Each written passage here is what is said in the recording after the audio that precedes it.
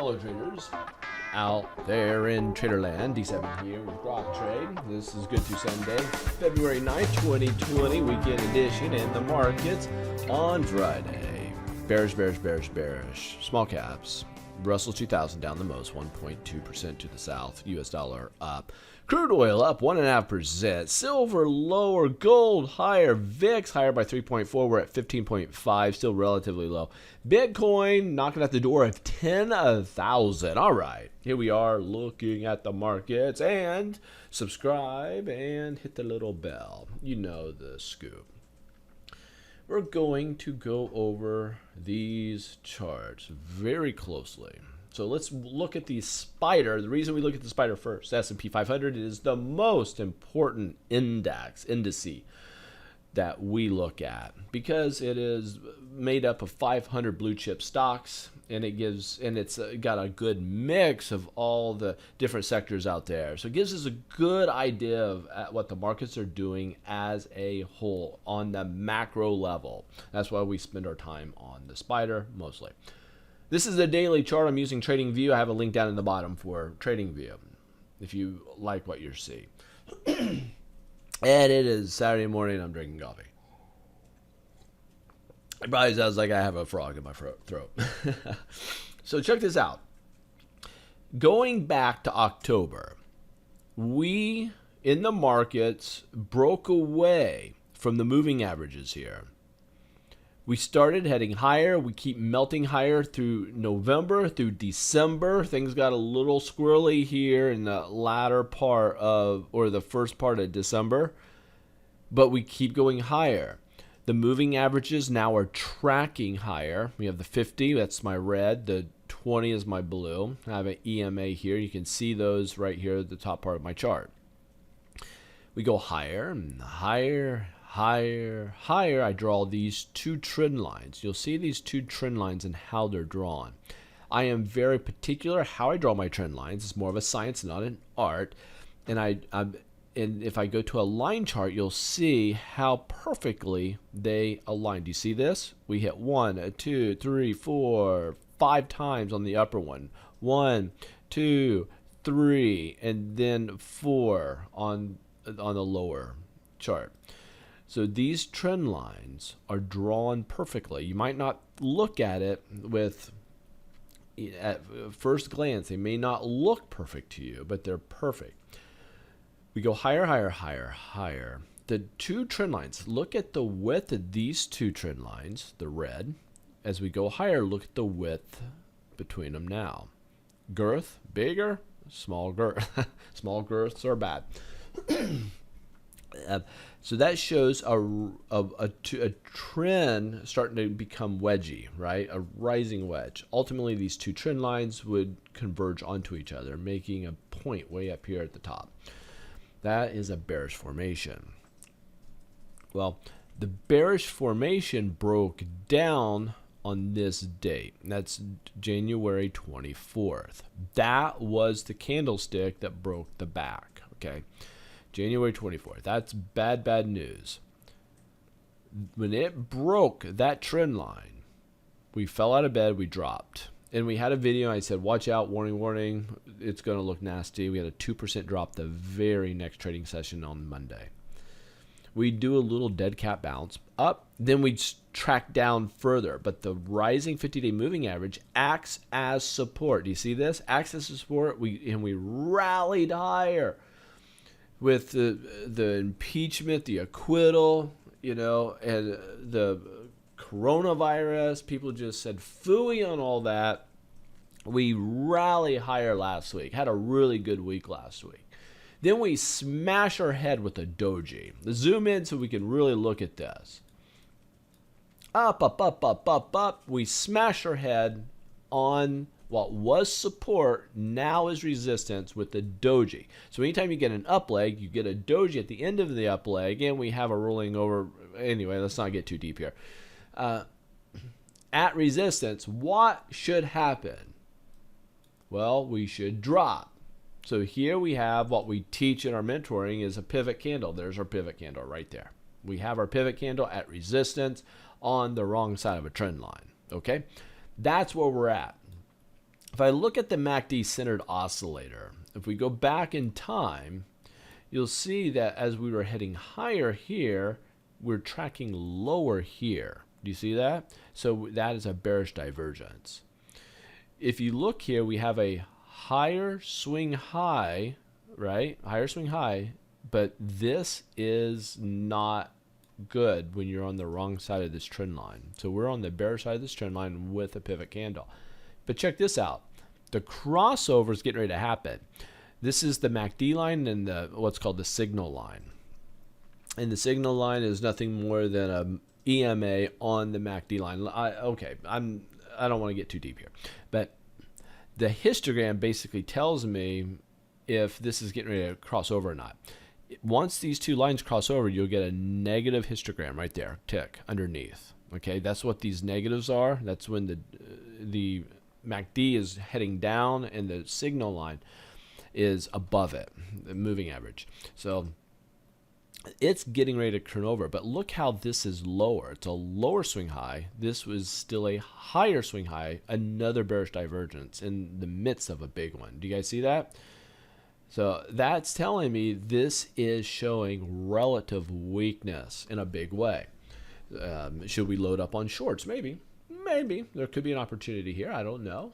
Or we could just chop around here a bit and wait for it to drop. So watch. Let's keep. We can't just look at one thing. Even though this is 500 of the biggest stocks out there, we have to get a bigger look at what's going on. The diamonds, let's go to the diamonds, see what's cracking there. So the diamonds, we have this trend. We had the rising wedge. See the two blue lines? That's a rising wedge. That's bearish. But this tracks higher. Follow my mouse here. We go higher. We hit resist. We get near this blue line. We drop. Then we hit the blue line. You see that? We hit it. We drop. We did not come back down to the lower line. Do you see how we stop midway and then rally back up? There's strength. There's strength. There's strength. There's strength. We're at resistance. That candlestick right there, this one, December 16th, was the winning candlestick. Once you break over that, good things should happen. And sure enough, up, up, up, up, up, up, up. We go higher, higher, higher, higher, higher, higher, higher, higher, higher.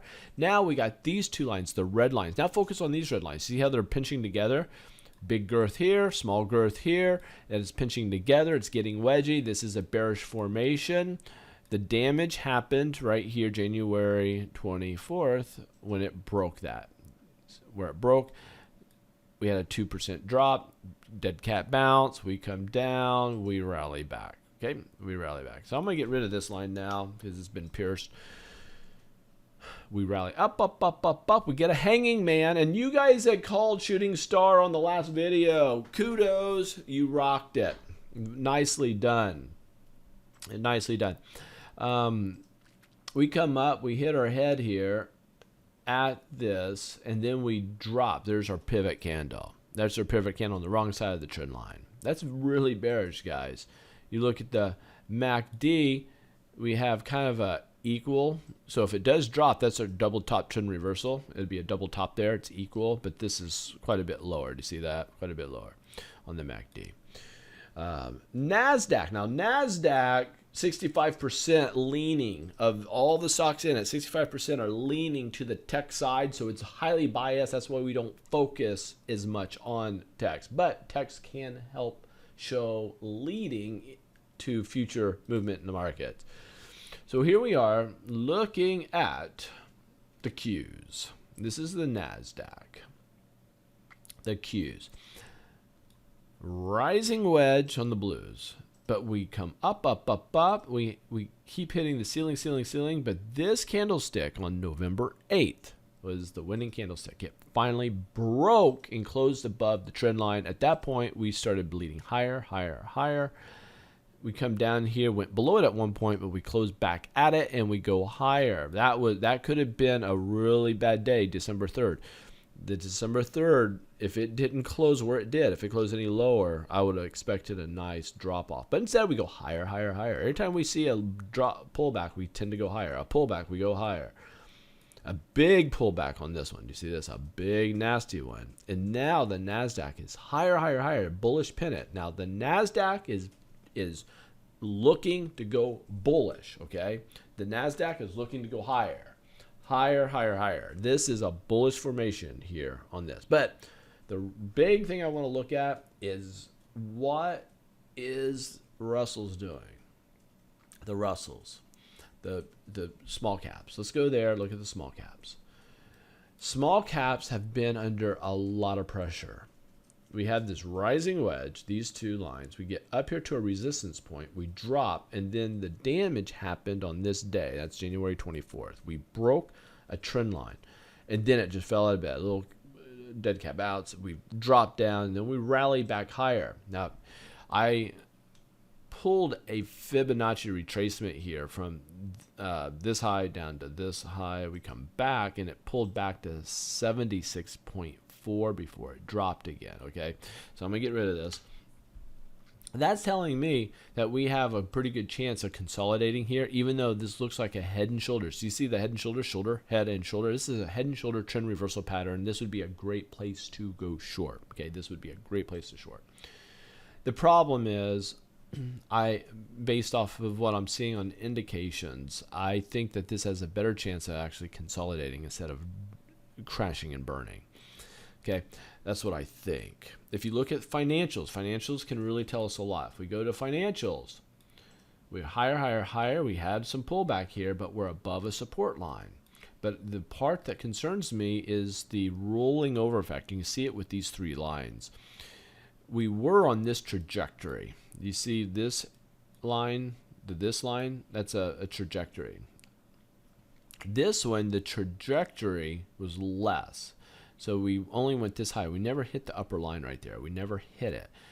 And then we try to rally up again, and then we never get above this. So do you see the trajectory is dropping, dropping, dropping? That is a rolling over, over, over. We come across, and this is a lot of times specialist behavior that takes place when you get this gap up, sell off. It's kind of a bearish thrusting pattern that we have here, and it's a reversal pattern. We do have a technical pivot candle here, but overall it's just it's an ascending triangle. It's a flat top with an ascending bottom. That's an ascending triangle. So technically this is bullish, and we're above the moving averages. So this is bullish. This remains bullish.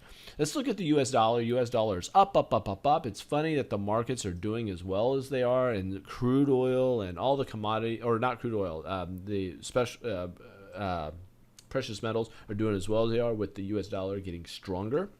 But that's what we're seeing right now. Speaking of crude oil, if I zoom out a little bit, I want you to see that we have two major symmetrical triangles. Do you see them? Two major symmetrical triangles. We stayed within the symmetrical triangles, and now let's zoom in. This was a major area of resistance where these two triangles come together. And we had a tweezer top. Usually after tweezer tops, you get a sell-off, and that's just what we got. Tweezer tops are really, really, really powerful. But I'm going to zoom in here and show you this candlestick was the problem. Even though it looks like a hammer at the bottom of, a lot of people be looking to buy that because it's a hammer at the bottom of a leg. Wrong, wrong, wrong. It broke this symmetrical triangle. When that happens, it's dead. It drops, tries to bounce off of the support line. It drops further. It's in a lot of trouble. However, the formation I'm starting to get here and the volume coming in, it could be capitulation. We could be seeing a bottom, at least short term, get a bear pullback, up here to these moving averages and also the trend lines, and then look for a short from there if everything still aligns. Let's look at silver. Silver, guys, looks really, really strong to me. So let's go macro first on the daily chart. We go higher, higher, higher. We get this beautiful bull flag, and it's also a falling wedge. It's a bull flag falling wedge at the same time, and this thing popped right here. And if you look here, the candlestick that was the winning candlestick was on this day where it closed above the trend line, and that happened on December 16th. At that point, this thing went boom to the upside, and now we're in another bull flag. The bull flag pulling back for you Grok students. Look at this, 50% here. Look at the dotted line, and mentor students, that's you know what you're seeing here, but it looks bullish here. If you look at gold had a falling. If you really, really zoom out, You had a big bull flag. Up, up, up. There's a flag pull. There's the bull flag. And then the bull flag pinches into a falling wedge. That is really, really good news. When you get those two formations together, the winning candlestick here was this candlestick, and that was on December 11th. That said it was go time. But it had to contend with this one. The winning candlestick here was December 19th. So between those two candlesticks, the 11th and 19th, that was go time. Then we up, rally up. Now we have this rising wedge, and it'd be interesting to see how it plays out. Will this actually be a rising wedge? It could be. We have to watch this. Gold looks more bearish to me than silver. Silver looks better to me than gold at this juncture. Fear had a big spike last couple weeks. This week it simmered back down, but it did it to 61.8. Mentor students pay special attention to that. And we have a pivot candle. So that is concerning. That is concerning to me. Bitcoin is just its big winning candlestick was January 27th, and it is now just going higher. We are in technically this small rising wedge. It'd be interesting to see how it handles this, but we're knocking at the door at 10,000. I think once it breaks 10,000, if it can break 10,000, we should shoot up pretty high. This thing could be on a tear. So while we're here, I want to look at the weekly charts. Not that the weekly is over. And this is the weekly chart on the S&P. Now, I build a big case technically, or the technicals are building a big case that we're set up to be bearish out there in the markets. Bearish, bearish, bearish. The weekly is saying something far different. The weekly, everything was hunky-dory back in October 28th, ending up that week, and then we took off. The next trend line that we broke was probably November 25th or December 2nd, right there. When it broke that, it was hunky-dory. 2 weeks ago, it was pretty bearish, but we're at support. And then we bounced up. Do you see this? So now we're bouncing higher. So there's a really, really good chance for this to keep going higher. And if the weekly is more powerful than the daily, more powerful than the daily. So the weekly trumps the daily. This is good news for the bulls. This is good news. Do the diamonds say the same thing? Yeah, the diamonds or the Dow 30 say the same thing. We're bouncing. That looks good. We need to clear these highs, though. The only thing that really can save us is a bullish week this next week. We have to have a bullish week.